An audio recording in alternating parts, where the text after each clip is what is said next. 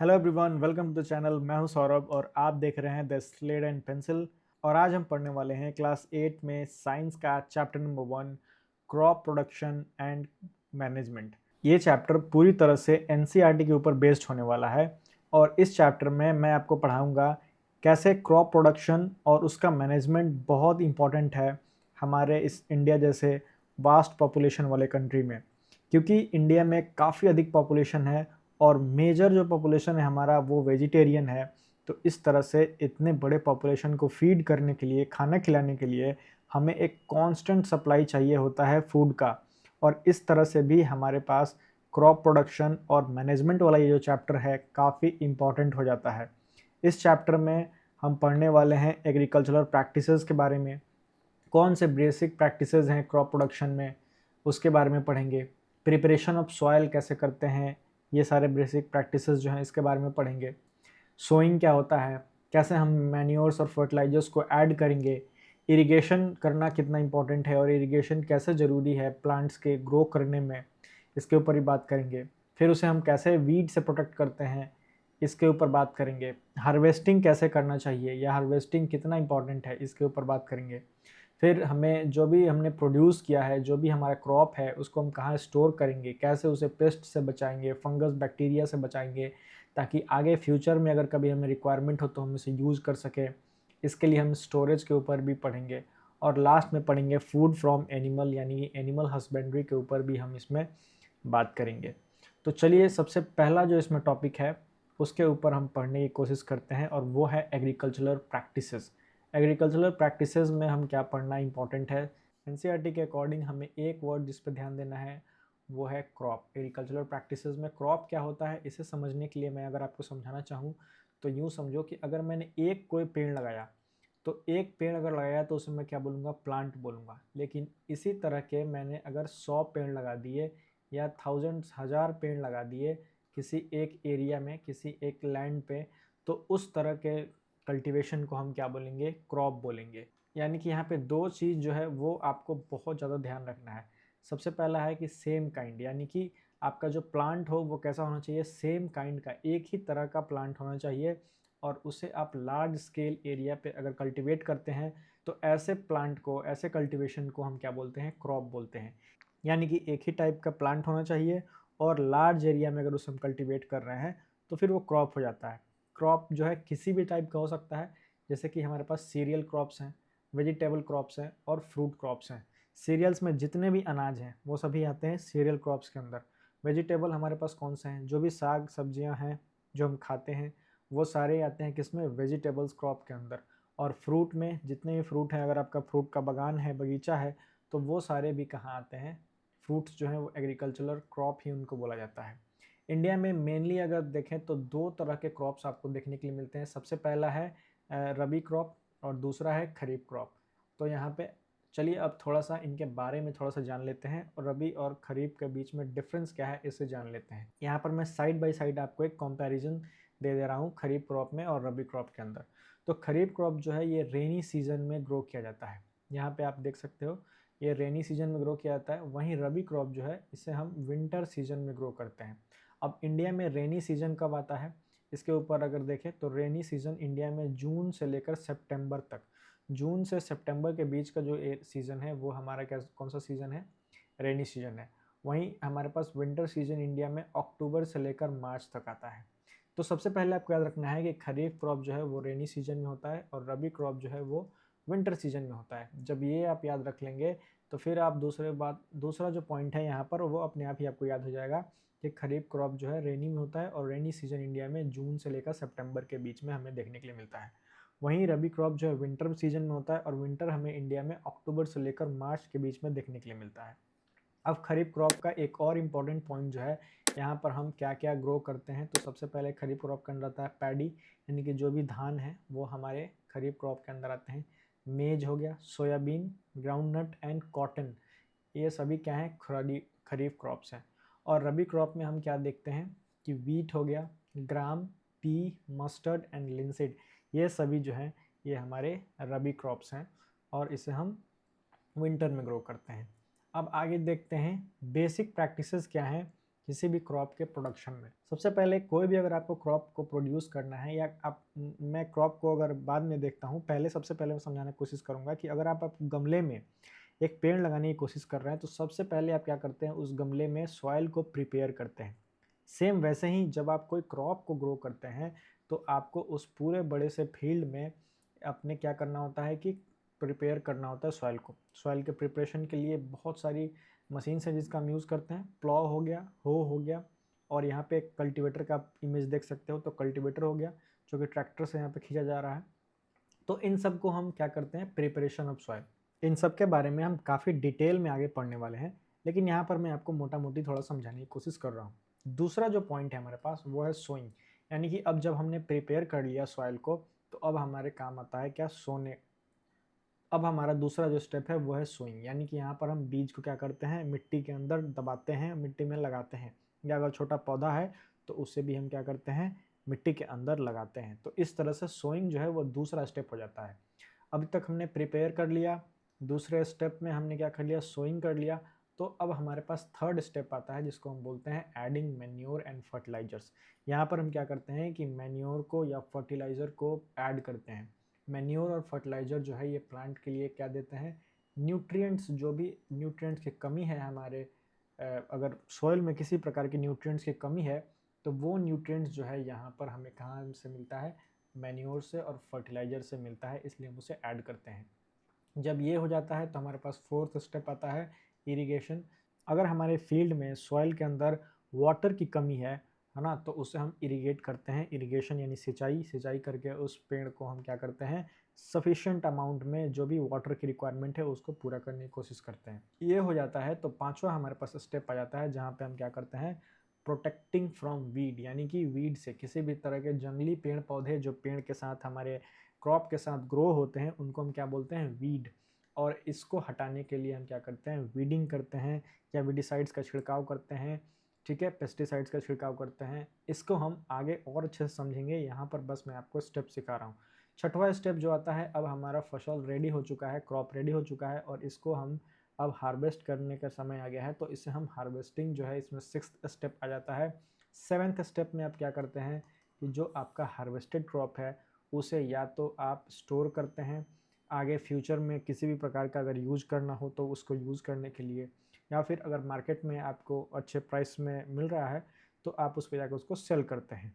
तो ये है हमारा पूरा बेसिक प्रैक्टिस जो हम क्रॉप प्रोडक्शन के ऊपर करते हैं। सबसे पहला हम क्या करते हैं, प्रिपरेशन ऑफ द सॉइल। दूसरा है सोइंग, यानी कि बीज की बुआई करते हैं यहाँ पर। थर्ड है एडिंग मैन्योर्स एंड फर्टिलाइजर्स, यहाँ पर हम मैन्योर और फर्टिलाइजर को ऐड करते हैं न्यूट्रिएंट्स को पूरा करने के लिए। और पानी की अगर कमी है तो हम चौथे स्टेप में उसको इरिगेशन, यानी कि उस फील्ड की इरिगेशन करते हैं। इसके बारे में भी हम पढ़ेंगे किस किस टाइप के इरिगेशन है, क्या क्या आपको करना चाहिए। अब पांचवा है वीडिंग, यानी कि जहाँ पर अगर जंगली पेड़ पौधे आपके क्रॉप के साथ ग्रो कर रहे हैं तो उसको भी हम हटाते हैं। फिर छठा है हार्वेस्टिंग। ये हार्वेस्टिंग से पहले वीडिंग करते हैं, क्योंकि हार्वेस्टिंग के से पहले अगर आप वीडिंग नहीं करेंगे तो ये हार्वेस्ट यानी आपके क्रॉप के साथ साथ ये वीड्स भी क्या हो जाएंगे, ट्रांसफर हो जाएंगे, चले जाएंगे। तो उसको रोकने के लिए हम हार्वेस्टिंग से पहले ही वीडिंग करते हैं, वीड्स को हटाने की कोशिश करते हैं। और सातवां स्टेप जो फाइनल स्टेप है हमारा वो है स्टोरेज। चलिए अब आगे बढ़ते हैं। सबसे पहला जो स्टेप है प्रिपेयरिंग ऑफ सॉइल। तो सॉइल को प्रिपेयर करने के लिए हमें क्या क्या करना होता है इसको सबसे पहले जानते हैं। तो यहाँ पे लिखा है कि प्रिपरेशन ऑफ द सॉइल है, ये क्या है, फर्स्ट स्टेप है जो कभी भी आप क्रॉप ग्रो करने से पहले करेंगे। जैसे कि मैंने प्रीवियसली भी एक एग्जांपल आपको दिया है कि जब कभी आप गमले में आप किसी भी प्रकार का पेड़ को ग्रो करते हैं, प्लांट लगाते हैं, तो उस टाइम पे भी आप क्या करते हैं, सॉइल को प्रिपेयर करते हैं सबसे पहले। इसीलिए ये सबसे पहला स्टेप हो जाता है जो हम करते हैं क्रॉप प्रोडक्शन में। दूसरा क्या करते हैं कि दूसरा बात इसमें क्या है कि ये मोस्ट इंपॉर्टेंट टास्क है और इसमें हम क्या करते हैं, सॉइल को टर्न करते हैं और लूज करते हैं। जो सॉइल काफ़ी दिन से एक ही पोजीशन में पड़ा हुआ है उसको हम क्या करते हैं, इसके थ्रू प्रिपरेशन ऑफ सॉइल में उसको टर्न करते हैं। टर्न करने के लिए हम काफ़ी सारे मशीन्स का हम यूज़ करते हैं, जैसे कि प्लॉ हो गया, हो गया, इसके बारे में भी हमें पढ़ना है एनसीईआरटी के अकॉर्डिंग। और दूसरा जो है हमारे जब लूज़ हो जाता है सॉइल, सॉइल जब लूज़ हो जाता है तो लूज सॉइल क्या हेल्प करता है, earthworms and microbes, useful microbes, यहाँ पे मैं लिख दूंगा कैसे माइक्रोब्स, तो जो यूजफुल है वो माइक्रोब्स यहाँ पे क्या होते हैं, ग्रो करते हैं। और ये माइक्रोब्स जो है, ये ऑर्गेनिज्म है, ये क्या है, फ्रेंड्स ऑफ द फार्मर। इनको फार्मर का फ्रेंड बोला जाता है। क्या बोला जाता है इनको, इनको बोला जाता है फ्रेंड्स ऑफ द फार्मर। क्यों बोला जाता है इसके बारे में पढ़ते हैं। क्योंकि यहाँ पे होता यह है कि कुछ ही सेंटीमीटर, जब भी आप सॉइल, ऐसा सॉइल का आपको मैं दिखाऊं, तो ये ऊपर का जो टॉप लेयर है सॉइल का, ये कुछ सेंटीमीटर सॉइल जो होता है, ये क्या होता है, इसी में आपके अर्थवर्म्स ग्रो करते हैं। और इस वजह से ये जो सॉइल है टॉप लेयर वाला, ये काफ़ी ज़्यादा क्या हो जाता है, फर्टाइल सॉइल हो जाता है। और फर्टाइल सॉइल होने की वजह से यहाँ पे ग्रोथ बहुत ज़्यादा होता है, यानी ये सपोर्ट करता है प्लांट के ग्रोथ को। यहाँ पे टॉप लेयर, वही चीज़ यहाँ समझाया गया है। अगर मैं सॉइल प्रोफाइल यहाँ पे अब दिखाना चाहूँ, तो जो सबसे टॉप वाला लेयर होता है ये काफ़ी फर्टाइल होता है, और यहाँ पर हमें माइक्रोब्स देख सकते हैं यहाँ पे ग्रो होने के लिए दिखते हैं। तो इसी टॉप लेयर को हम बोलते हैं ह्यूमस, जो कि प्लांट के ग्रोथ के लिए बहुत ज़रूरी होता है। ठीक है, यहाँ पे एक लाइन है कि process of losing and turning the soil is called tilling and ploughing. जो भी प्रोसेस के थ्रू आप सॉइल को लूज करते हैं, मतलब टाइट सॉइल है, हार्ड सॉइल है, उसको हम क्या कर रहे हैं, लूज कर रहे हैं। प्रिपरेशन ऑफ सॉइल में हम लूज ही कर रहे हैं। लूज करने को, टर्न करने को हम क्या बोलते हैं, टिलिंग बोलते हैं या फिर प्लॉइंग बोलते हैं। इसके लिए हमें कुछ एग्रीकल्चरल इम्प्लीमेंट्स यानी इक्विपमेंट्स का यूज होता है। तो चलिए उनके बारे में पढ़ लेते हैं। सबसे पहला जो हमारे लिए यहाँ पे तीन, जो मैं तब से नाम ले रहा था, प्लॉ हो गए, हो गए और कल्टीवेटर हो गए। प्लॉ और हो जो हैं ये काफ़ी पुराने मतलब इम्प्लीमेंट्स है जिसका यूज़ करके पहले टिलिंग किया जाता था। अभी कल्टीवेटर ट्रैक्टर के थ्रू यूज़ किया जाता है और ये आजकल काफ़ी ज़्यादा कॉमन है। लेकिन एनसीईआरटी कह रही है तो हमें प्लॉ और हो के बारे में भी थोड़ा बहुत जानकारी तो होनी ही चाहिए। तो यहाँ देख सकते हैं ये प्लॉ है जो कि बुलक और बैल के थ्रू इसे चलाया जाता था। ये हमारे पास जो है ये क्या है, बीम है, ये बीम। और यहाँ पे अगर मैं देखूँ तो ये क्या है, प्लॉ शाफ्ट। ये जो लंबा वाला एक रॉड होता है, ये बम्बू का भी हो सकता है या रॉड का भी हो सकता है, इसे हम प्लॉ शाफ्ट कहते हैं। और ये नीचे की तरफ आप जो देख रहे हैं ये है प्लॉ शेयर। तो यहाँ पर मेटल लगा होता था और ये मेटल के थ्रू ही हम टिलिंग करते हैं, जैसा कि यहाँ पे देख सकते हो आप इस जगह पे। तो मेटल जो है ये क्या करता था, टिलिंग करता था, पूरे सॉइल को लूज करता था। तो इसका हम एंशियंट टाइम में यानी पुराने टाइम पे इसको यूज़ किया जाता था। इसको टिलिंग ऑफ द सॉइल के लिए यूज़ किया जाता है। कभी कभी इसको फर्टिलाइजर्स को ऐड करने के लिए भी यूज़ किया जाता है। कभी कभी इसको वीड्स को रिमूव करने के लिए भी यूज़ किया जाता था, और टर्निंग ऑफ द सॉइल के लिए भी यूज़ किया जाता था। इसको दो बैल मिलके खींचते थे या फिर कोई और जानवर से मिलकर दो इसको खींचते थे। तो ये हो गया, हम प्लॉ के बारे में जान चुके हैं। अब हो जो है उससे थोड़ा सा एडवांस हुआ तो हो बनाया गया। ठीक है, हो में क्या हुआ कि यहाँ पे एक बेंट प्लेट होता है। पहले यहाँ पे प्लॉ शेयर था, उसी के जगह पे यहाँ पे एक मेटल का बेंट प्लेट लगा दिया गया, और ये जो है रॉड को रिप्लेस कर दिया गया मेटल आयरन या वुड से। जो यहाँ पे वुडन था तो यहाँ पे अब वुडन या फिर रॉड, मेटल रॉड कुछ भी हो सकता है, उसको लगा दिया गया। फिर यहाँ पे बीम जो है उसे भी थोड़ा सा स्ट्रॉन्ग बना दिया गया, और इसमें एक हैंडल और ग्रिप लगा दिया गया जिसे पकड़ के आप चला सकते थे। ठीक है, तो ये स्ट्रॉन्ग था, पहले से ब्रॉड था, और बेंट प्लेट जो था वो आयरन का बना होता था और ब्रॉड था, तो इसलिए ज़्यादा एरिया को एक बार में टिलिंग करता था। जैसा यहाँ पे आप देख सकते हो कि जो प्लॉ है इसमें उतना ब्रॉड नहीं है साफ्ट। ये जो साफ्ट है वो इतना ब्रॉड नहीं है जितना ब्रॉड आपको हो में देखने के लिए मिल रहा है। तो हो जो है प्लॉ का एक एडवांस्ड वर्जन है। ठीक है, तो उसको यूज के लिए बनाया गया। इसका भी काम था removing of weeds and loosening of the soil. वही काम है जो हमें ऊपर भी देखने के लिए मिल रहा है प्लॉ के थ्रू, वही काम हो का भी है। अब उन दोनों से ज़्यादा एडवांस आज के टाइम पे जो हम यूज़ कर रहे हैं वो है कल्टीवेटर। और कल्टीवेटर्स जो होते हैं उसको ट्रैक्टर से ही चलाया जाता है। कल्टीवेटर का यूज़ करने से हमारे पास क्या फ़ायदा है कि टाइम और लेबर दोनों ही बचता है। ठीक है, पहले प्लॉ और हो जो थे उसमें हमें बहुत अधिक टाइम यूज होता था, बहुत टाइम लगता था, और उस टाइम को अब कम करने के लिए, बचत के लिए और लेबर की बचत के लिए हम अब क्या यूज़ करते हैं, कल्टीवेटर्स यूज़ करते हैं जो कि ट्रैक्टर से चलाए जाते हैं।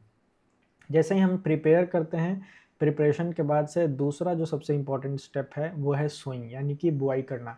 बीज की बुआई जो है ये हमारा दूसरा स्टेप है।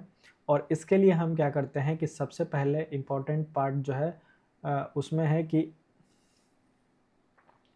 बीज की बुआई में सबसे इम्पोर्टेंट जो पार्ट है वो है एक अच्छे बीज का चुनाव करना, यानी एक अच्छा क्रॉप, एक अच्छा सीड आप कैसे चुनेंगे, इसके बारे में आपको थोड़ा सा यहाँ पे एनसीईआरटी बताने की कोशिश कर रही है। सबसे पहले हम ऐसा बीज चुनते हैं जिसमें हाई ईल्ड हो। हाई ईल्ड मतलब जिसका रिटर्न बहुत अच्छा हो, ऐसा क्रॉप हम चूज करेंगे, ऐसा हम सीड चूज करेंगे जिसमें काफ़ी अधिक प्लांट बनते हों। थोड़े से ही बीज में, थोड़े से सीड में हमें काफ़ी अधिक प्लांट अगर देखने के लिए मिल रहा है, प्रोडक्ट देखने के लिए मिल रहा है, तो ये हाई ईल्डिंग हो जाता है। और फार्मर्स भी चाहते हैं कि इसी टाइप के सीड को यूज़ किया जाए। उसमें हम गुड क्वालिटी, क्लीन और हेल्दी सीड्स देखते हैं, ठीक है। इसको हम देखने के लिए पुराना एक मेथड यूज़ कर लेते थे पहले के लोग कि कोई भी सीड आप लो उसको पानी में भिगोना है। जैसे ही आप पानी में डालते हो, जो अच्छे सीड हैं, जो हेल्दी सीड हैं, वो कहाँ जाके बैठ सेटल हो जाते हैं, वो नीचे जाके सेटल हो जाएंगे। यहाँ पे ये कौन सा सीड है, ये है हेल्दी सीड। और ऊपर ऊपर जो देख रहे हो आप यहाँ पे, ये थोड़े कैसे हैं, बैड सीड बोल सकते हैं। ये उतने हेल्दी नहीं है, अनहेल्दी सीड्स हैं, ठीक है। यहाँ पे मैं अनहेल्दी लिख देता हूँ, ठीक है, अनहेल्दी। तो ये अनहेल्दी सीड्स हैं जो ऊपर आपको तैरते रहेंगे क्योंकि ये लाइटर होते हैं। यहाँ पे लिखा है damage seeds become hollow and are thus lighter. और जो ऊपर जो यहाँ पे मतलब लाइटर सीड हैं जो ऊपर फ्लोट कर रहे हैं, तैर रहे हैं पानी के ऊपर, वो कैसे होते हैं, हॉलो होते हैं। और वो इसी वजह से वो लाइटर होते हैं और उनसे अच्छा आपको यील्ड भी नहीं मिलेगा, वो गुड क्वालिटी के भी नहीं होते। तो ये बहुत पुराना मेथड है जो हमारे एंसेस्टर्स जो हैं यूज़ करते आ रहे हैं। और क्रॉप प्रोडक्शन में सोइंग के दौरान इस तरह से आप एक हेल्दी सीड को, इस तरह से आप हेल्दी सीड को अनहेल्दी सीड से बड़े ही आसानी से क्या कर सकते हो, आप डिफ्रेंशिएट कर सकते हो। जब ये प्रोसेस आपका हो जाता है, फिर आता है सीड को बोने का समय। सीड को बोने के लिए पहले हम ट्रेडिशनल मेथड भी यूज़ करते थे और अब हम एडवांस मेथड यूज़ कर रहे हैं। एनसीईआरटी आपको दोनों ही बताना चाहती है। ट्रेडिशनल मेथड में हम क्या करते थे कि ट्रेडिशनल मेथड में यहाँ पर हम सोइंग से पहले, सोइंग के साथ साथ यहाँ पे हम एक फनल लगा के, आप देख सकते हो ये बिल्कुल आपके प्लॉ जैसा ही है। प्लॉ में हमने एक फर्स्ट फनल यूज़ कर दिया है और इससे हम क्या कर रहे हैं कि सोइंग का काम कर रहे हैं। उसमें हम सीड को फिल करते हैं ऊपर से और वो क्या करता जाता है, इसमें ज़मीन में उसको डालता जाता है। पर उससे थोड़ा सा एडवांस हमारे पास, अभी थोड़ा सा नहीं, अच्छा खासा एडवांस हमारे पास एक इक्विपमेंट आ गया जिसे हमने बोला सीड ड्रिल। सीड ड्रिल का यूज़ हम करते हैं। यहाँ पे हम क्या करते हैं, छोटे छोटे सीड्स को इधर ऊपर से डाल देते हैं और ऊपर से डालने के बाद से यहाँ पे आप देख सकते हो नीचे की तरफ प्लॉ भी जैसा आयरन का यहाँ पे प्लेट लगा हुआ है और वो क्या करता है, प्लॉइंग भी करता जाता है, यानी कि सॉइल को लूज़ भी करता जाता है। और साथ ही साथ यहाँ पे इक्वल डिस्टेंस पे यूनिफॉर्मली जो है ये सीड को क्या करता है, डिस्ट्रीब्यूट भी करता जाता है। तो फनल वाले में यहाँ पे ट्रेडिशनल मेथड जो था उसमें यूनिफॉर्मली डिस्ट्रीब्यूशन नहीं होता था, लेकिन अब जो हमारे पास नया मेथड है, सीड ड्रिल है, उसमें क्या होता है कि यूनिफॉर्मली डिस्ट्रीब्यूटेड होते हैं, इक्वल डिस्टेंस पे डिस्ट्रीब्यूट होता है सारा सीड। इससे क्या होता है कि हर सीड के बीच में एक अच्छा गैप होता है और वो अच्छे से ग्रो कर पाते हैं। उनके बीच में कंपटीशन भी क्या होता है, कम हो जाता है। पहले क्या होता था कि एक ही अगर जगह पे आप ज़्यादा सीड लगा देते हो तो उससे उनके बीच में कंपटीशन बढ़ जाता है और बीच में जब कंपटीशन बढ़ेगा तो उनका जो यील्ड होगा वो क्या हो जाता है, कम हो जाता है। इसको कम करने के लिए ही क्या किया गया, सीड ड्रिल को इंट्रोड्यूस किया गया फार्मिंग में। सीड ड्रिल क्या करता है कि सबसे पहले तो वो यूनिफॉर्मली सीड को डिस्ट्रीब्यूट करता है इक्वल डिस्टेंस पे और डेप्थ पे भी, यानी गहराई को भी वो देखते हुए चलता है कि किसको कितना गहरे में सीड को लगाना है। Ensure that seeds get covered. और साथ ही साथ ये क्या करता है कि सीड को कवर भी कर देता है सॉइल से सोइंग के बाद, यानी जैसे ही वो सीड अंदर जाता है उसको पीछे भी एक लगा है, यहाँ पे आप देख सकते हो प्लेट, और वो क्या करता है, सीड को वापस से कवर कर देता है। कवर करने से क्या फ़ायदा है कि कोई भी बर्ड जो है उस सीड को नहीं खाएगी। क्योंकि देखना, जब भी आप कभी सीड को मतलब बोआई करते हो ना, तो काफ़ी ज़्यादा बर्ड्स जो है वहाँ पे, माइग्रेटरी बर्ड्स है, वो आप आसपास घूमने लगती हैं। वो क्या करती हैं, जैसे ही आप फार्मर सीड को डालते हैं फील्ड में, वो आके बर्ड्स उसको लेके चली जाती है। तो सीड ड्रिल इस प्रॉब्लम को भी सॉल्व करता है। सीड ड्रिल से क्या होता है कि जो सीड है वो कवर हो जाते हैं, वो ढक जाते हैं। ढकने की वजह से क्या होता है कि वो ज़मीन में दब जाते हैं और उनको बर्ड्स जो हैं या रोडेंट्स हैं, ये सारी चीज़ उस सीड को खा नहीं पाते हैं। जैसा कि अभी मैंने बताया, ये लाइन भी वही बोल रहा है कि अप्रोप्रिएट डिस्टेंस होने से फ़ायदा क्या है कि हमारे पास ओवर क्राउडिंग नहीं होता है। तो ओवर क्राउडिंग से बचने के लिए हमें एक अप्रोप्रिएट डिस्टेंस पे ही सीड्स को प्लांट करना चाहिए। और ये प्रॉब्लम भी हमारे ट्रेडिशनल मेथड में देखने के लिए मिलता था, लेकिन सीड ड्रिल के साथ जब आप सोइंग करते हैं तो इसमें ये प्रॉब्लम भी सॉल्व हो जाता है। तो सीड ड्रिल क्या है, एक सुपीरियर मशीन इक्विपमेंट है जो हम सोइंग में यूज़ करते हैं। सोइंग के बाद से जो अगला स्टेप है हमारे प्रैक्टिस में, वो है adding manures and fertilisers. Manures and fertilisers को भी ऐड करके हम क्या करते हैं, अपने प्लांट के ग्रोथ को या फिर क्रॉप के यील्ड को बढ़ाने के लिए ऐसा करते हैं। ऐसा करने के लिए हम क्या करते हैं कि कुछ सब्सटेंस को सॉइल में ऐड करते हैं जो कि हमारे न्यूट्रिएंट्स और प्लांट के हेल्दी ग्रोथ के लिए ज़रूरत है, उनकी रिक्वायरमेंट है। और ऐसे चीज़ों को हम क्या बोलते हैं, मैन्योर्स बोलते हैं या फिर फर्टिलाइज़र बोलते हैं। सॉइल जो है वो पहले ही काफ़ी सारे मिनरल्स या न्यूट्रिएंट्स को सप्लाई करती हैं प्लांट्स को। आपको पता होगा कि प्लांट जो है ग्रो करने के लिए अपने सारे न्यूट्रिएंट्स कहाँ से लेते हैं, रूट्स के थ्रू सॉइल से लेते हैं। लेकिन जब आप कंटिन्यूअस किसी भी फील्ड पे सॉइल को ग्रो करते हो तो उसमें क्या होता है, न्यूट्रिएंट्स की कमी आने लगती है, न्यूट्रिएंट्स की डिफिशियंसी होने लगती है। और इसी डिफिशियंसी को जो सॉइल में हुई है उसको ख़त्म करने के लिए हम क्या करते हैं, एडिशनल मैन्योर्स या न्यूट्रिएंट्स को ऐड करते हैं।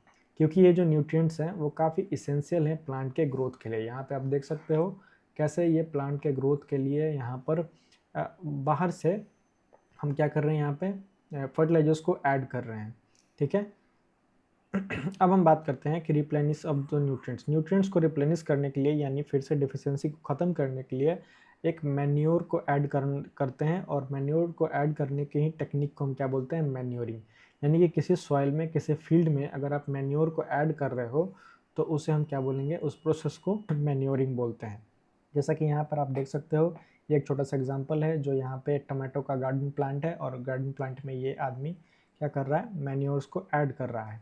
तो यहाँ पे अगर इनसफिशिएंट मैन्योरिंग अगर हम करते हैं, यानी कि सफिशिएंट अमाउंट में न्यूट्रिएंट्स अगर नहीं अवेलेबल होते हैं, तो उस केस में क्या होता है, हमें वीक प्लांट देखने के लिए मिलते हैं। प्लांट्स हमारे क्या हो जाएंगे, कमज़ोर हो जाएंगे। अब देखिए, मैं आपको एक बात बता रहा हूँ कि कभी मैं फर्टिलाइजर्स बोल रहा हूँ और कभी मैं क्या बोल रहा हूँ, मैन्योर। तो फर्टिलाइजर्स और मैन्योर्स के बीच में क्या डिफरेंस है, इसके बारे में भी एनसीईआरटी ने एक टेबल बना रखा है और उसी टेबल को मैंने यहाँ पर कॉपी पेस्ट किया है आपको अच्छे से समझाने के लिए। तो फर्टिलाइजर्स और मैन्योर्स में क्या अंतर है, चलिए इसको थोड़ा बहुत समझ लेते हैं। फर्टिलाइजर्स जो होते हैं वो मैन मेड होते हैं और इनऑर्गेनिक सॉल्ट्स होते हैं, यानी इसे हम कहाँ बनाते हैं, इसे हम फैक्ट्रीज में बनाते हैं। ये मैन मेड होते हैं फर्टिलाइजर्स जो हैं, F for fertilisers and F for factory, ये याद रखना आप। तो फर्टिलाइजर्स जो हैं वो कहाँ बनते हैं, फैक्ट्रीज में बनते हैं। मैन मेड यानी आदमी बनाते हैं। और इनऑर्गेनिक सॉल्ट्स होते हैं, ये सारे केमिकल्स हैं, इनऑर्गेनिक सॉल्ट्स हैं। ठीक है। वहीं मैन्योर्स जो हैं, मैन्योर क्या है, नेचुरल सब्सटेंसेज हैं ऑब्टेन्ड फ्रॉम डिकम्पोजिशन। ये नेचुरली बनता है, मैन्योर अपने आप होता है। और ये क्या होता है, कैटल के डंग से, यानी काउ डंग हो गया, या फिर प्लांट के रेसिड्यू से, यानी पत्ता हो गया या सड़ा हुआ प्लांट हो गया या पुराना कोई हमने अगर पेड़ को उसमें डाल दिया, तो इससे क्या होता है, नेचुरल सब्सटेंस से डिकम्पोजिशन से नेचुरल सब्सटेंस बनता है और उसी को हम क्या बोलते हैं, मैन्योर बोलते हैं। फर्टिलाइजर्स जो हैं वो प्रिपेयर होते हैं फैक्ट्री में, जैसा कि मैंने ये बताया, दूसरा स्टेप वही है। इसमें क्या बोल रहा है, मैन्योर में, manure can be prepared in the field. Manure को हम फील्ड में ही ग्रो करते हैं। काफ़ी टाइम ऐसा होता है कि हम पुराने जो भी पत्तियां हैं या फिर डिकम्पोजिशन है या फिर काउ डंग है, कैटल डंग है अगर हमारे पास, तो उसको लोग फील्ड में डायरेक्टली डाल देते हैं और फिर उसे प्लॉ कर देते हैं। जब प्लॉ करते हैं तो वो क्या हो जाता है, सॉइल के साथ मिक्स हो जाता है और सॉइल के साथ मिक्स होने से ही यहाँ पर वो मैन्योर फॉर्म कर लेता है। तीसरा डिफरेंस ये है कि fertilisers do not provide any humus to the soil. Fertiliser से ह्यूमस नहीं बनता। ये तीसरा एक एग्जांपल, ये तीसरा डिफरेंस है हमारे फर्टिलाइजर्स और मैन्योर में, कि ये ह्यूमस नहीं बनाता। ये क्या करता है, न्यूट्रिएंट्स को ऐड करता है। जो भी न्यूट्रिएंट्स की कमी है उसको ये केमिकल्स ऐड करके हम क्या करते हैं, उस कमी को पूरा करते हैं। तो ये ह्यूमस बनाने में कोई भी रोल प्ले नहीं करता। वहीं मैन्योर जब आप ऐड करते हो तो वो क्या करता है, ह्यूमस बनाता है सॉइल में। क्या बनाता है, ह्यूमस। यहाँ पे ये लाइन जो है ये इंपॉर्टेंट है। तो वो सॉइल में ह्यूमस बनाता है। और आगे हमने पढ़ा था कि ह्यूमस जो है वो क्या करता है, ग्रोथ को प्रमोट करता है, प्लांट के ग्रोथ के लिए बहुत सपोर्ट देता है। ठीक है। चौथा जो हमारे पास है यहाँ पे पॉइंट, वो है fertilisers are very rich in plant nutrients like nitrogen, phosphorus and potassium.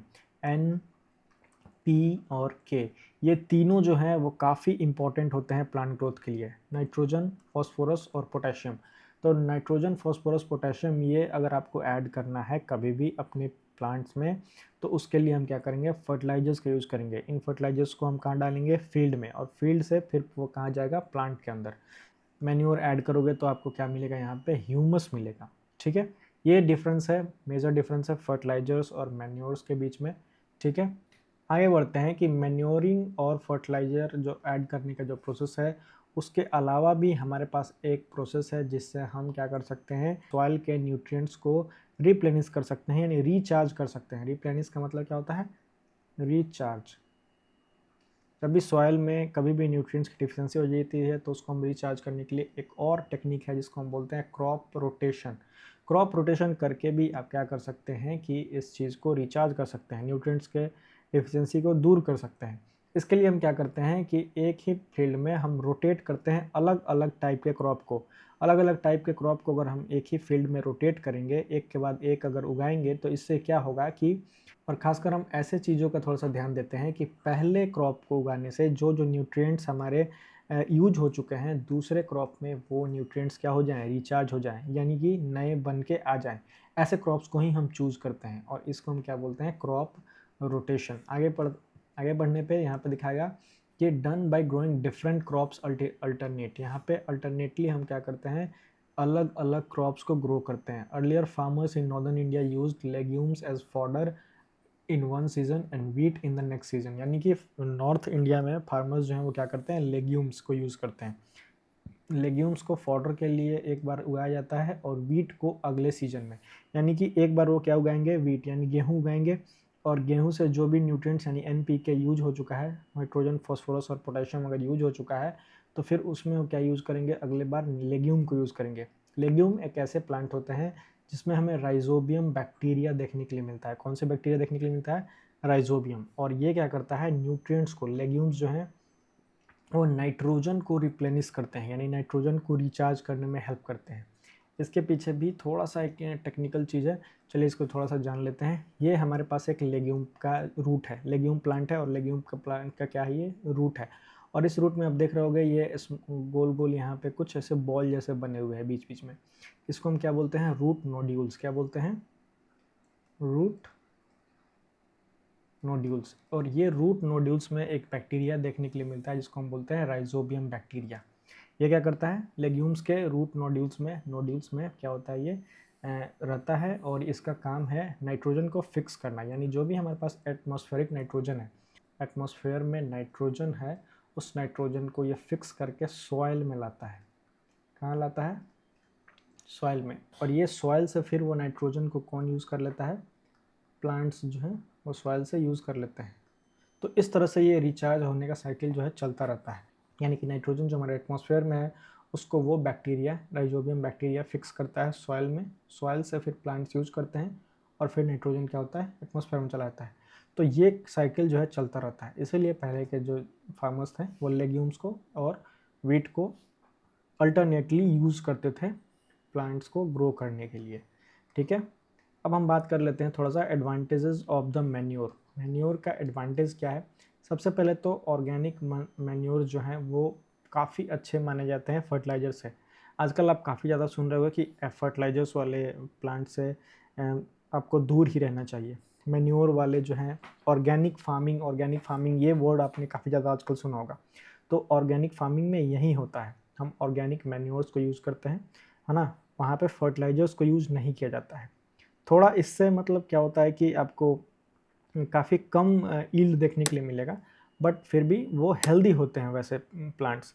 तो इसीलिए पहले के टाइम पे काफ़ी ज़्यादा लोग उतना अवेयर नहीं थे, तो वो फर्टिलाइजर्स का यूज़ भी करते थे और खा भी रहे थे, और उसी टाइप के ईल्ड हमें अच्छा देखने के लिए मिल रहा था। लेकिन जैसे जैसे लोग अवेयर हो चुके हैं, ऑर्गेनिक फार्मिंग को बढ़ावा मिल रहा है, ऑर्गेनिक फार्मिंग के ऊपर गवर्नमेंट भी अच्छा खासा काम कर रही है, कैसे आप ऑर्गेनिक फर्टिलाइजर्स को यूज़ करेंगे, कैसे आप उससे बेटर ईल्ड ले सकते हैं, इसके ऊपर भी काफ़ी ज़्यादा फार्मर्स को ट्रेनिंग दिया जा रहा है। तो ऑर्गेनिक फार्मिंग वाली जो बात आप सुन रहे होंगे, जो वर्ड सुन रहे होंगे, वो यहीं से आता है, जहाँ पे हम फर्टिलाइजर्स को यूज़ नहीं करके, केमिकल्स को यूज़ नहीं करके हम ऑर्गेनिक मैन्योर्स को यूज़ करते हैं। अब चलिए देखते हैं कि ऑर्गेनिक मैन्योर्स को यूज़ करने से क्या क्या फ़ायदा होता है। सबसे पहले तो ये वाटर होल्डिंग कैपेसिटी बढ़ाता है सॉइल का। यहाँ पे एक वर्ड है, वाटर होल्डिंग कैपेसिटी। ये क्या होता है, तो जब कभी सॉइल में आप पानी में डालते हैं और निकालते हैं, तो अगर कोई सॉइल काफ़ी टाइम तक गीला रह जाता है, तो उससे हम बोलेंगे वाटर होल्डिंग कैपेसिटी।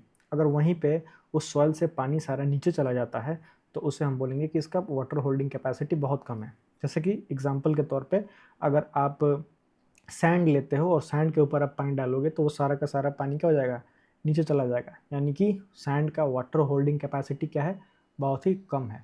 तो अगर किसी भी सॉइल का आपको वाटर होल्डिंग कैपेसिटी बढ़ाना है, तो उसमें आपको क्या ऐड करना पड़ेगा, मैन्योर ऐड करना पड़ेगा। क्योंकि मैन्योर जो है वो क्या देता है, वो आपको ह्यूमस देता है, आपको ह्यूमस को रिचार्ज करता है। ठीक है, दूसरा यहाँ पे जो है वो है सॉइल को पोरस बनाते हैं। पोरस यानी कि एयरेशन के लिए हमें पोरस सॉइल बहुत ज़रूरी है, क्योंकि जितना ज़्यादा सॉइल पोरस होगा, छेद छेद जितना ज़्यादा मतलब लूज समझ सकते हो ना, सॉइल जितना लूज होगा उतना ही उसमें क्या होगा, एक्सचेंज ऑफ गैसेज हो सकता है, गैसेज को लेना और गैसेज को देना, ये सॉइल काफ़ी अच्छे से कर पाएगा अगर वो लूज होता है तो, पोरस है तो पोरस बनाने के लिए हम क्या कर सकते हैं, एक तो टिलिंग और प्लॉइंग करते ही हैं, लेकिन अगर हम मैन्योर को ऐड करते हैं और फिर टिलिंग एंड प्लॉइंग करते हैं तो उससे हमारा सॉइल और काफ़ी पोरस हो जाता है।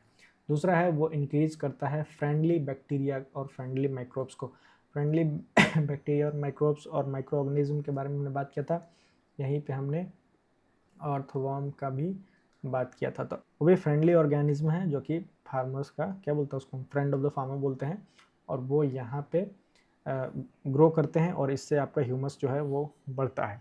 दूसरा है improves texture of the soil. तो जब भी आप मैन्योर को ऐड करते हैं तो वो सॉइल के टेक्सचर को बढ़ाता है, अच्छा करता है। उसके बाद से अब आता है अगला टॉपिक जो कि है इरिगेशन। यहाँ पर आपने अब तक क्या कर लिया, आपने अब तक सॉइल को प्रिपेयर कर लिया, आपने अच्छे सीड को चुना, अच्छे सीड को लगा दिया, आपने जो भी न्यूट्रिएंट्स की कमी थी उसको पूरा करने के लिए फर्टिलाइज़र ऐड किया या फिर मैन्योर ऐड किया। ये सारा कुछ करने के बाद से अब बात आता है इरिगेशन में, यानी कि अगर आपका सॉइल काफ़ी ड्राई है तो आपका प्लांट जो है वो ग्रो नहीं कर पाएगा।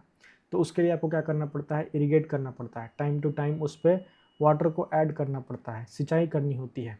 तो इसीलिए जब कभी आप वाटर को सप्लाई करते हो किसी क्रॉप को रेगुलर इंटरवल पे, जैसे मैं बोलता कि टाइम टू टाइम, यानी रेगुलर इंटरवल पे आप जब वाटर को ऐड करते हो, उसी प्रोसेस को हम क्या बोलते हैं, इरिगेशन बोलते हैं।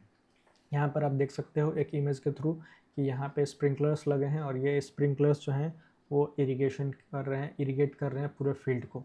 ठीक है, आगे बढ़ते हैं। सबसे पहले लिखा है along with water minerals and fertilisers are absorbed, यानी कि इरिगेशन इसलिए भी ज़रूरी है मैन्योरिंग के बाद या फिर फर्टिलाइजर ऐड करने के बाद, क्योंकि वाटर के थ्रू ही प्लांट मैन्योर्स को और जो हमारे फर्टिलाइजर्स हैं उनको एब्जॉर्ब करता है, क्योंकि प्लांट जो है वो लिक्विड फॉर्म में ये चीज़ों को डिसॉल्व करके ही एब्जॉर्ब कर पाएगा, है ना। जो भी हम केमिकल ऐड करते हैं वो बॉल्स होते हैं, गोल छोटे छोटे बॉल्स जैसे होते हैं, अगर आपने देखा होगा तो, जैसा हमने इमेज में ऊपर दिखाया भी था आपको।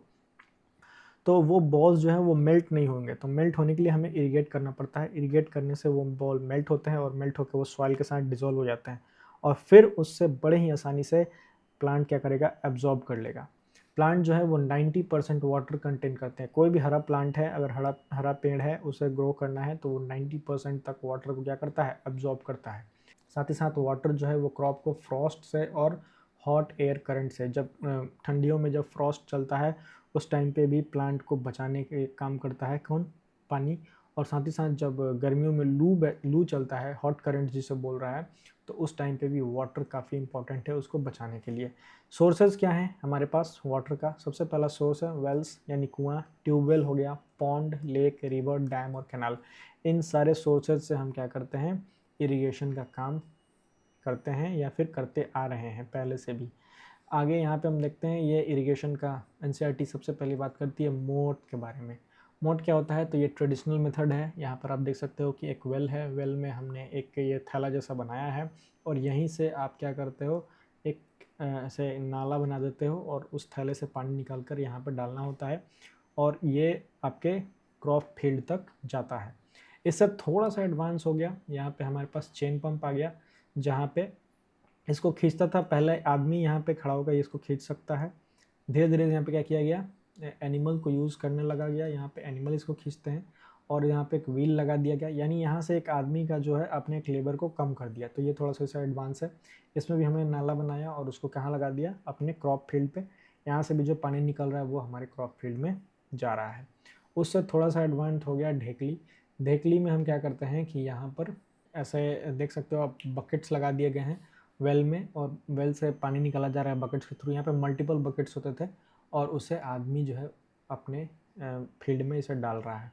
उससे थोड़ा सा एडवांस हुआ, फिर यहाँ से आदमी हटाया गया और इसे ढेकली के ऊपर क्या लगा दिया गया, एक एनिमल ये लगा दिया गया जो कि गोल गोल ऐसे चक्कर काटेगा इसके चारों तरफ और ये जो स्पिन करेगा। यहाँ पे आप देख रहे हो बहुत सारे बकेट लगे हैं, यहाँ पे एक दो था, यहाँ पे काफ़ी सारे राहत में काफ़ी सारे लगे हैं। ठीक है, तो ये इसको धीरे धीरे करके हर एक मतलब बकेट से आपको वाटर जो है बाहर आएगा और इस तरह से कंटिन्यूअस फ्लो आपको मिलेगा अपने क्रॉप फील्ड के पास, कंटिन्यूअस वाटर फ्लो यहाँ पे देखने के लिए मिलता है।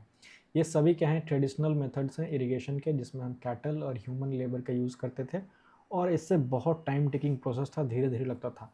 तो इस कारण से और हम क्या आ चुके हैं, अब मॉडर्न इरिगेशन टेक्निक्स पे आ गए हैं, मॉडर्न मेथड्स पे आ गए हैं इरिगेशन के। ये जो मॉडर्न मेथड्स हैं इरिगेशन वाले, ये हमें क्या करते हैं कि वाटर को हेल्प करते हैं बचाने में भी और साथ ही साथ इसका इकोनॉमिकल यूज़ करने में भी हेल्प करते हैं। यानी कि वाटर हम बचा भी लेते हैं और अपना काम भी हो जाता है। पहले वाले जो हमारे पास जो ट्रेडिशनल मेथड्स है, इसमें टाइम तो लगता ही था काफ़ी ज़्यादा और पानी भी बहुत अधिक वेस्ट होता था। जितना हम सिंचाई करेंगे उससे ज़्यादा ही पानी हमारा क्या हो जाएगा, वेस्ट हो जाएगा। तो इसीलिए अब उससे थोड़ा सा मॉडर्न मेथड्स पे हम आ चुके हैं। मॉडर्न मेथड ऑफ इरिगेशन में हम सबसे पहले स्प्रिंकलर सिस्टम का यूज़ कर सकते हैं, जो कि यहाँ पर आप देख रहे हो स्प्रिंकलर्स लगे हैं फील्ड में। आप हर थोड़े थोड़े जगह पे क्या लगा देते हो, स्प्रिंकलर्स लगा देते हो और यहाँ से रेन की तरह, बारिश की तरह आपको चारों तरफ क्रॉप में जो है स्प्रिंकलर्स जो है वाटर को स्प्रिंकल करते हैं। ठीक है, ये कब यूज़फुल है स्प्रिंकलर्स, जब अनइवन लैंड हो। अगर आप किसी आपका जो क्रॉप फील्ड है वो इवन नहीं है, बराबर नहीं है, ऊंचा नीचा है, तो उस समय पे आपको ये रेन जैसा, बारिश के जैसा स्प्रिंकलर्स को यूज़ करना ज़्यादा इफ़ेक्टिव आपको हो जाता है। यहाँ पर आप देख सकते हो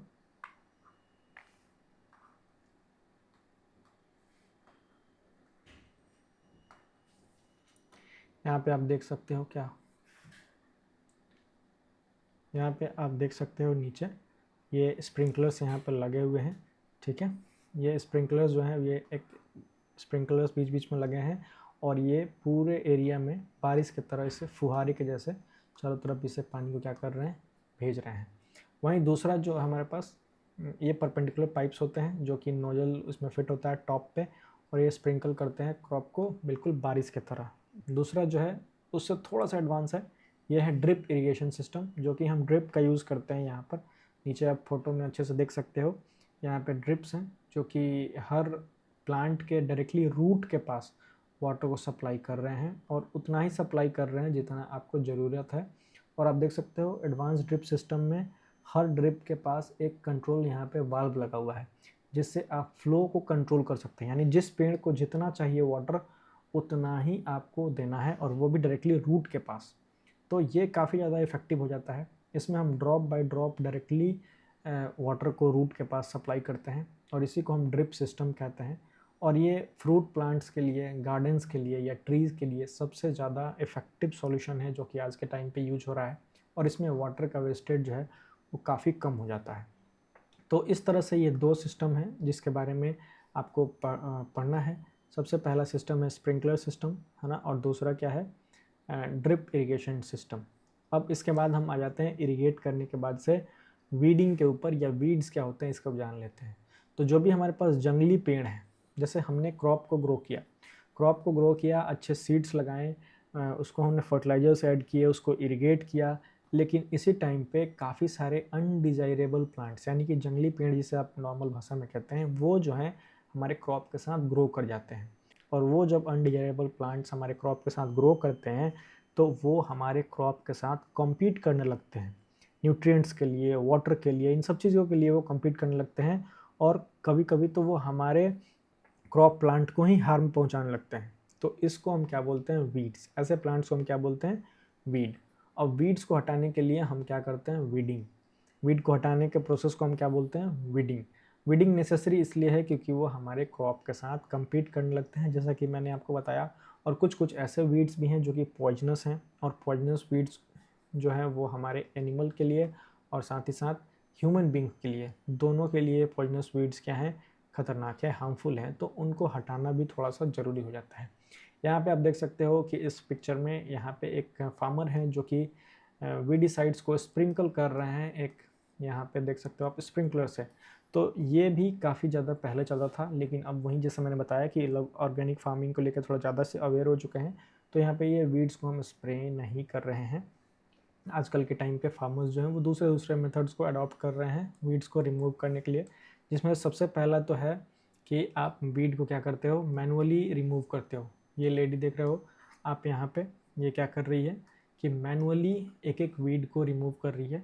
ये छोटा सा एरिया है, अगर आपका किचन गार्डन है उसके लिए तो ये हो सकता है। पर अगर आपने लंबे एरिया में, बड़े से एरिया में किसी प्लांट को कल्टीवेट किया है, किसी क्रॉप को कल्टीवेट किया है, तो वहाँ पे एक एक चीज़ को मैनुअली करना थोड़ा सा मुश्किल हो जाता है। जैसे कि आप देख सकते हो नीचे जो मैंने एक पिक्चर लगा रखा है, यहाँ पे एक साथ 3-4 लेडीज़ जो हैं ये काम कर रही हैं, और तब जाके धीरे धीरे वो कहीं वीड को हटा पा रही हैं।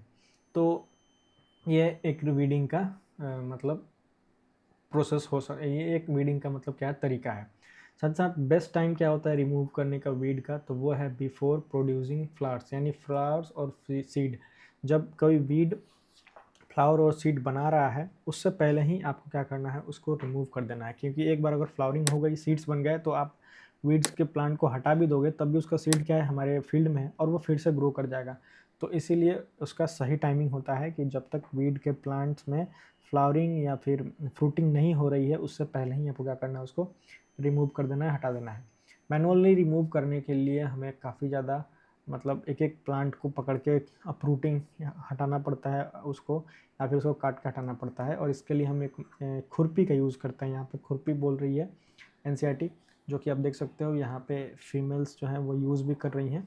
इस टाइप का होता है, यही एक्चुअली खुरपी है, ठीक है। और इससे हम क्या करते हैं, उसको एक एक वीड को हटाते हैं। तो इसलिए वीडिंग थोड़ा सा ज़रूरी हो जाता है। वीड्स को कंट्रोल करने के लिए वीडिसाइड जो हम यूज़ करते हैं वो है 2,4-D, है ना। और ये यूज़ किया जाता है, फील्ड के ऊपर स्प्रे किया जाता है, जिससे वीड्स को मारा जा सकता है। जैसा कि यहाँ पर आप एक देख सकते हो, ये एक फार्मर जो है अपने बैक पे कैन लेके इसको स्प्रे कर रहे हैं अपने फील्ड के ऊपर। तो ये थोड़ा सा हार्मफुल केमिकल है ना, इसको ज़्यादा यूज़ नहीं करना चाहिए।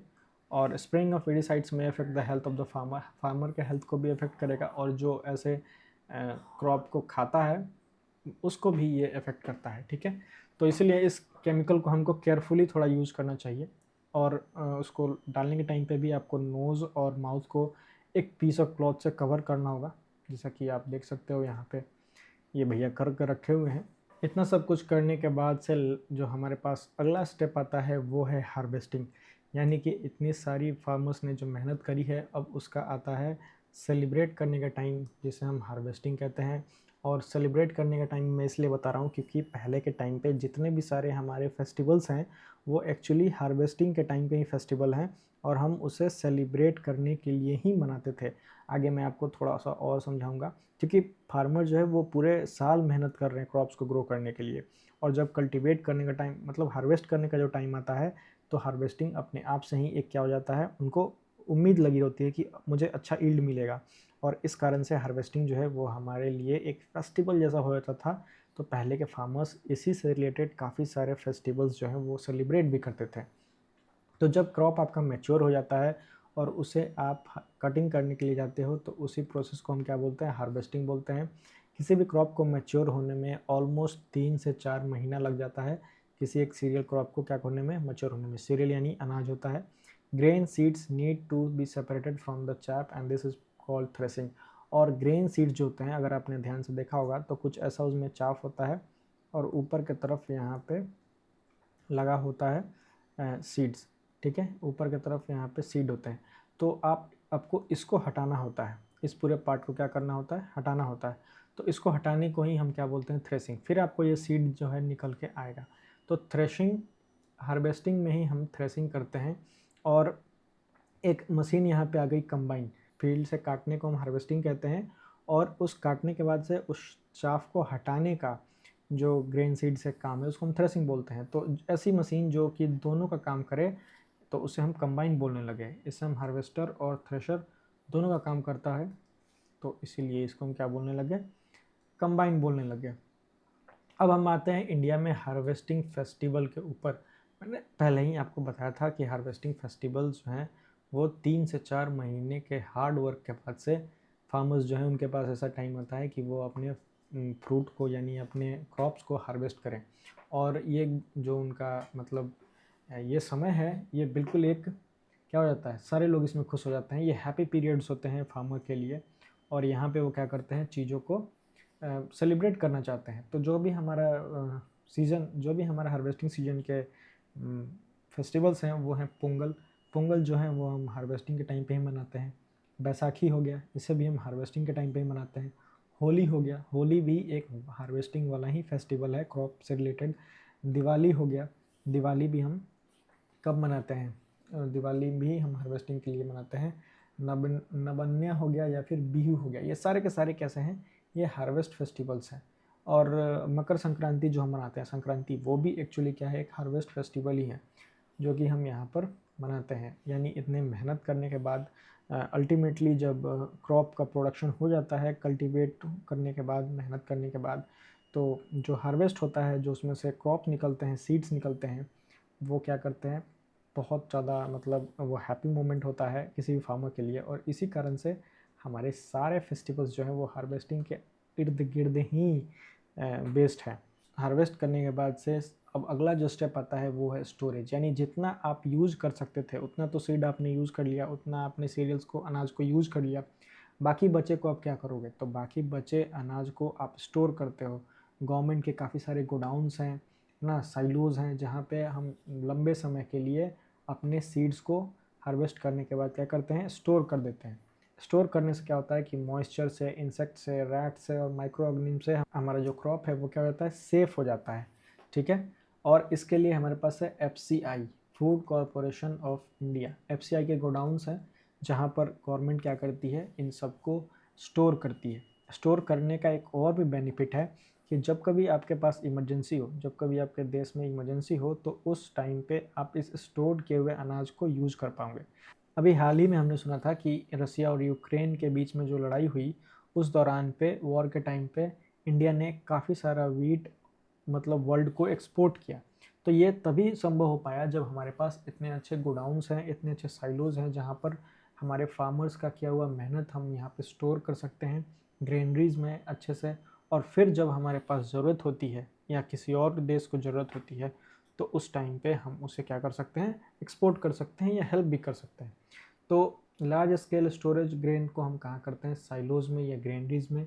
और इसको करने से हमारा जो है अगले आने वाले समय में, फ्यूचर के लिए, हम अपने फूड को, ग्रेन्स को बचा के रखते हैं। फाइनल जो यहाँ पर टॉपिक है वो है फूड फ्रॉम एनिमल्स या फिर एनिमल हस्बेंड्री। अब तक हमने क्या पढ़ा कि जो भी अनाज हम ले रहे थे वो सभी प्लांट बेस्ड थे, पर एनिमल बेस्ड अगर कोई चीज़ हमें लेना हो तो उसे हम क्या बोलते हैं, फूड फ्रॉम एनिमल्स। और उसके लिए हमें एनिमल हस्बेंड्री की ज़रूरत होती है। यानी कि जैसे कोई फार्मर क्रॉप को मैनेज कर रहा है, क्रॉप को प्रोड्यूस कर रहा है, इसको हम क्या बोल रहे हैं, फार्मिंग बोल रहे हैं। वैसे ही अगर आप एनिमल को अपने पास लार्ज अमाउंट में रखते हो, उससे आप कोई प्रोडक्ट निकालते हो जिसे आप सेल करते हो और वो आपको प्रॉफिट्स दे रहे हैं, इकोनॉमिकल है, तो उसे हम क्या बोल रहे हैं, एनिमल हस्बेंड्री। एक दो गाय रख रहे हो आप तो वो नॉर्मल हो गया, वो अलग चीज़ है। पर अगर आप वहीं आपने 100 गाय रख लिए, 50 गाय रख लिए, आप दूध और दूध से बनी हुई चीज़ों को सेल कर रहे हो बड़े लेवल पे, बड़े पैमाने पे, तो उसे हम क्या बोलेंगे, एनिमल हस्बेंड्री।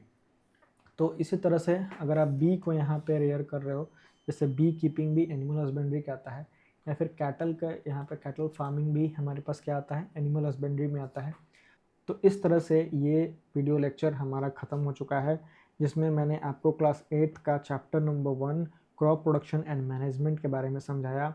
ये पूरा चैप्टर हमारा NCERT बेस्ड था। इसे आप पढ़ लेते हो अगर, तो बड़े ही आसानी से आप अच्छा नंबर स्कोर कर पाओगे। और बड़े ही कम समय में मैंने कोशिश किया है कि आपको डीप नॉलेज दिया जा सके इस चैप्टर के ऊपर।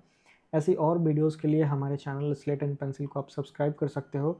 यहाँ पर मैं और भी कई सारे टॉपिक्स को लेकर आऊँगा और कोशिश करूँगा कि ऐसे ही बड़े ईजिली आपको सारी चीज़ों को समझाया जा सके। मैं हूँ Saurabh, signing off. Thank you.